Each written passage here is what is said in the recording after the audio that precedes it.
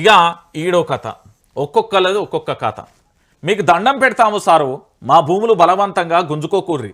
కొడంగల్ రిజర్వాయర్కు మేము వ్యతిరేకం కాదు, మాకు సరైన పరిహారం ఇవ్వండి. మేమిస్తే ₹1,00,00,000 ఎకరం భూమిని 14 లక్షలకే ఇవ్వాలంటే ఎట్లా? మా గోసైనుడ్రి, మమ్మల్ని ఆదుకోండి. వేల కోట్ల రూపాయలతో ప్రాజెక్టులు కడుతున్నారు. ఆ ప్రాజెక్టులలో భూమి కోల్పోయే రైతులు 100 కోట్లకు కూడా ఇవ్వలేరా? మాకు న్యాయం చేయకపోతే సావే దిక్కు అంటూ కొడంగల్ నారాయణపేట రిజర్వాయర్లో భూములు కోల్పోయిన కాను కుర్తి రైతులు తమ గోడును వెళ్ళబోసుకుంటున్న పరిస్థితి కనబడుతుంది.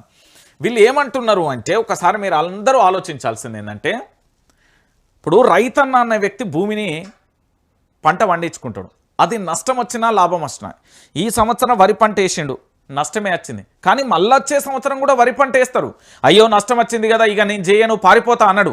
మళ్ళీ కష్టం వచ్చినా నష్టం వచ్చినా ఏదైనా, ఇప్పుడు గర్భంలో 9 నెలలు ఏ విధంగా తల్లి కడుపులో ఉంటామో, రైతు అనేటైనా కూడా ఆ భూమిని నమ్ముకొని అట్లనే ఉంటాడు.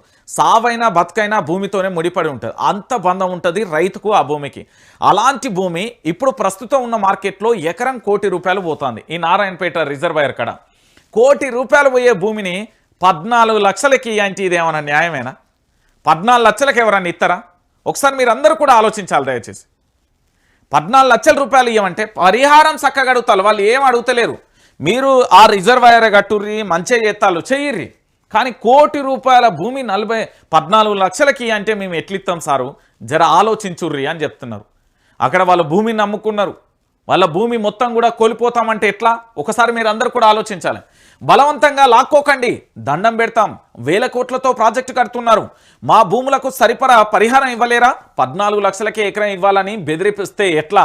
ప్రాజెక్టుకు మేము వ్యతిరేకం కాదు, న్యాయం చేయకపోతే సావే శరణ్యం. కొడంగల్ నారాయణపేట రిజర్వాయర్లో భూములు కోల్పోతున్న రైతుల ఆవేదన అంటూ కూడా చూస్తున్న పరిస్థితి కనబడుతుంది. సో మొత్తానికి ఇక్కడ జరుగుతున్న పరిణామాలు ఒకటే. ఇప్పుడు మిడ్మానేర్ కానీ, లేకపోతే కాళేశ్వరం ప్రాజెక్టు కట్టినప్పుడు కానీ, మల్లన్న సాగర్ కానీ, ఏ ప్రాజెక్టు కట్టినా ఆ ప్రాజెక్టు కింద భూముల త్యాగం ఉంటుంది, రైతుల త్యాగమే ఉంటుంది. ఇప్పుడు రైతు అనే వ్యక్తి పూర్తి స్థాయిలో విత్తనాలు నాటినప్పటి నుండి, విత్తనాలు విత్తినప్పటి నుండి దాని పంటకు సంబంధించి పెంపు చేసి పంట దిగుబడి వచ్చిన తర్వాత మార్కెట్కు తీసుకుపోయిన తర్వాత అక్కడ మద్దతు ధర లేకపోయినా, లేకపోతే దళారీ వ్యవస్థలు నష్టపోయినా, ఏది చేసినా ఈ దేశంలో అల్టిమేట్గా నష్టపోయి గోసపడేది ఎవరన్నా ఉన్నారు అంటే రైతే. నిస్వార్థంగా దేశానికి అన్నం పెడతాడు. జై జవాన్ జై కిసాన్ అంటాం. అలాంటి రైతు ఈరోజు పూర్తి స్థాయిలో కన్నీళ్లు పెట్టుకొని, కడుపు పట్టుకొని, కన్నీళ్లతో ఏడవాల్సిన పరిస్థితులు ఏర్పడ్డాయి.